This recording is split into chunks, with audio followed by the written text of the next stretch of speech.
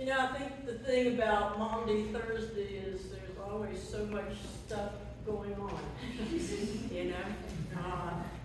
And I think one thing that always is interesting to me is no matter how much you try to plan to do or not to do certain things fall this way, certain things fall that way, certain things happen.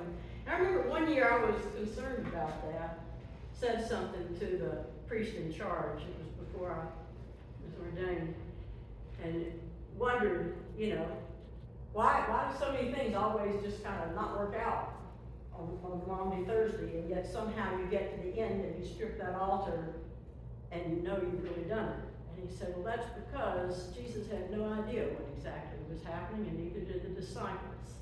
And you're going to do Holy Week. You can't plan it. You can have an idea of what's going to happen. But then God will move in certain ways, and people will move in certain ways, and things will change. And he said, the sooner you learn that that is not a problem for it, but that is an example of it, the better you will be able to be a part of Holy Week. And so I think about that. And I think about the fact that for me, growing up, we never had foot washing where I grew up at St. Mark's Episcopal Church in Shreveport, Louisiana.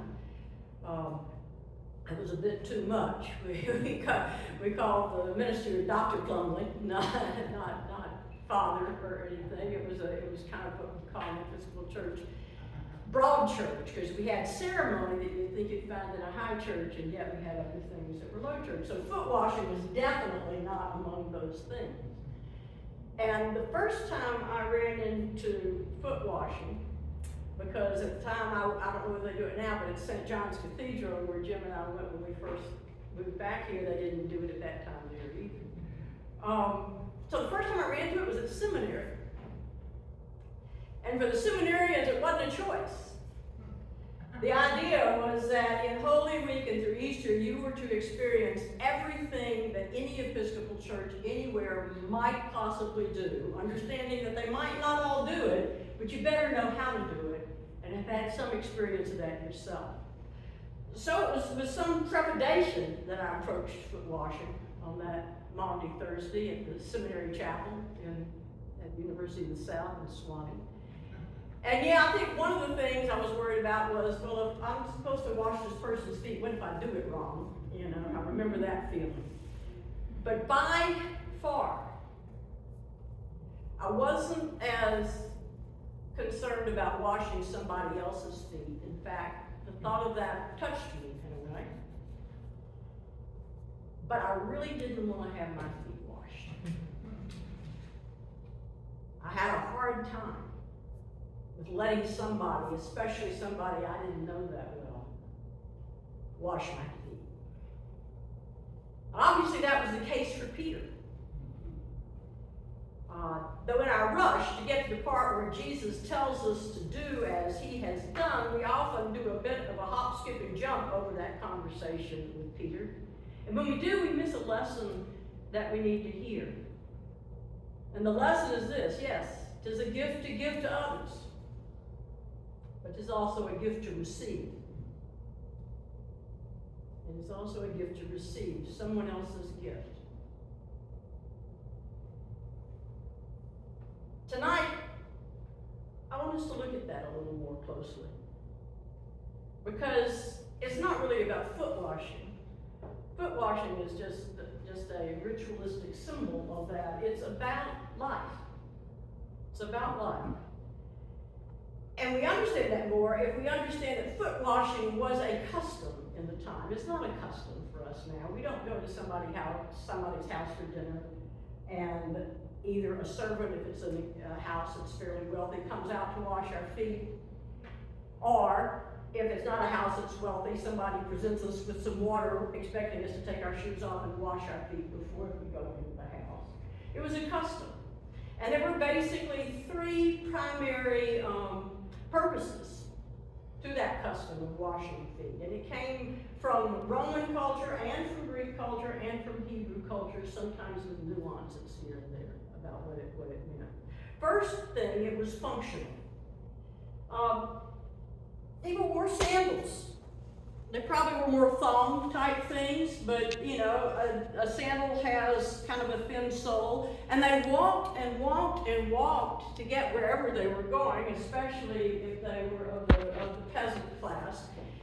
And they walked where donkeys had been, where sheep had been. They followed those trails. By the time they got to a house, well, you can imagine what their sandals and their feet looked like. Now, how many of you would like for somebody in that condition to just simply come into your house and sit down to eat? So there was a functional reason for either having someone appointed to wash those feet, who was usually the lowliest of servants, usually a female slave in those wealthy houses, or if not, the host would at least have the water there so you could wash your own feet. And it would have been very rude not to have washed your feet before you went in and washed all that off of them. So one reason for that custom is functional. Another, though, was a matter of hospitality. That we have heard that scripture reading where it was after supper when a woman comes in and she washes and bathes the feet of Jesus and anoints them with oil. And obviously, he's already done that functional part as they finish the meal. So she's doing it as a matter of love, of hospitality. And so there were times when that was simply done for people. And if you've ever had your feet soaking for any length of time, you know that it feels good when something like that happens. And if you ever gave yourself or somebody else gave you a foot massage, you know that it makes your whole body feel good. So hospitality was a part of that. It was also occasionally, in certain circles, used as a way of purification. That before standing on holy ground, you would take off your shoes and wash your feet. So we hear that when Moses sees the burning bush, we don't hear that he washes his feet, but he takes off his shoes. And so that washing of feet became a part of that also. I imagine that Jesus has all three of those meanings in mind. When he gets up after supper, when their feet would have already been cleaned, but he probably still has that sense of it in mind. He gets up after supper, washes the disciples' feet, and tells them to do likewise. What we need to catch here is, on this night, what Jesus is doing is he's using that ordinary thing to that culture of foot washing in the way we would use a sacrament. Again, it's not about foot washing. It's about another form of sacrament, an outward and visible sign of using the ordinary things of life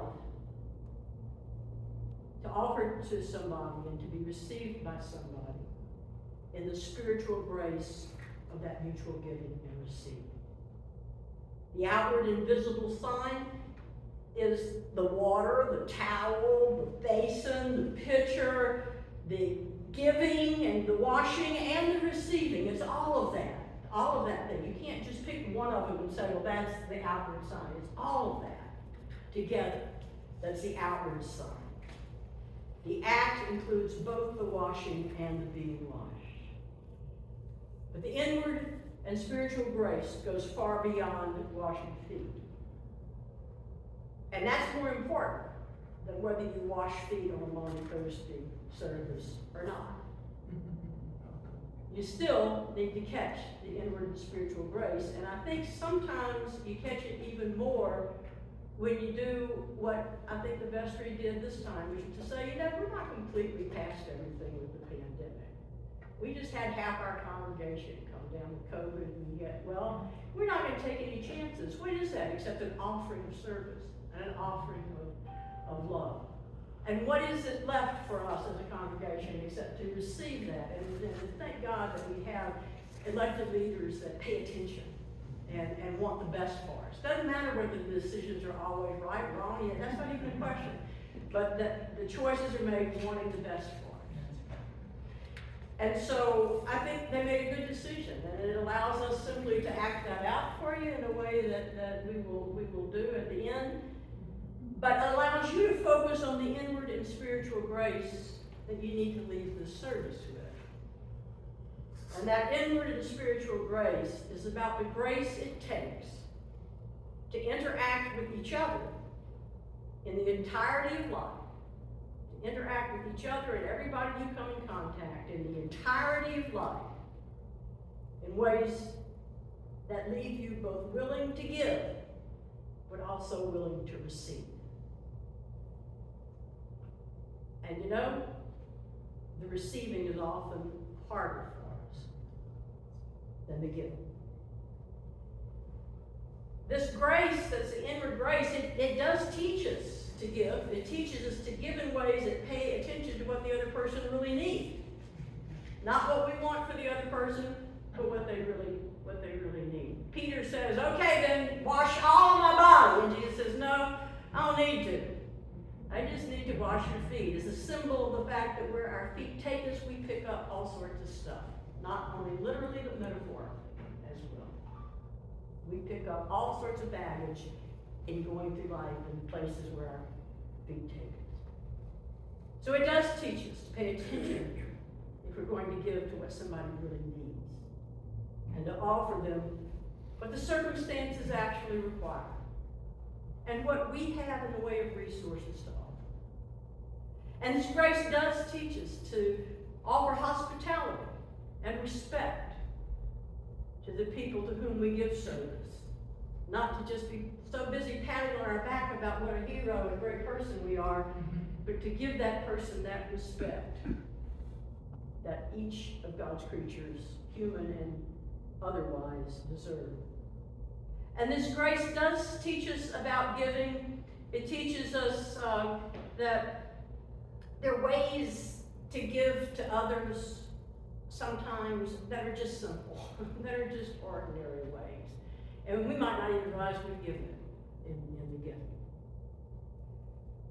But Jesus isn't just talking about giving. It's like a coin. You can't have a penny unless you have both sides of it, the head and the tails. I can't just say, you know, I want a penny without another side. I just want one side of my penny. You can't do it. You can't have a penny without two sides. And the other side that Jesus is trying to teach them about our servanthood with each other and our relationship to each other is also about receiving. In the conversation he has with Peter, he makes that clear. He goes as far as to say, you know, Peter, if you aren't able to do the other side of this, if you aren't able to receive, then you don't have a clue about what I'm talking about.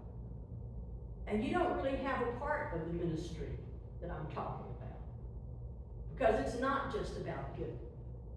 It's about the giver receiving and the receiver giving, and about our willingness to do that for each other and to be vulnerable enough to receive it from each other. We see that when we look at the Gospels. I mean, when we look at Jesus' Sermon on the Mount, he's saying the people that are blessed are not the people who are ministering to those who are poor in spirit, but it's those who have enough room in their spirit isn't so full of themselves, that there's enough room there for blessing, for something that they need. And he says that blessed are those not that don't ever mourn and never have occasion to, but the ones that when they're mourning are able to claim, yeah, I am mourning and I need comfort. Rather than, oh, no, I'm fine. I got it all covered, I'm doing just great. Don't need anything? Certainly don't need comfort. I'm just great, I'm just fine. How many times I've done that? What he says is, blessed are the ones that know not only are they mourning, but they need the comfort, and are willing to receive that comfort from wherever it comes.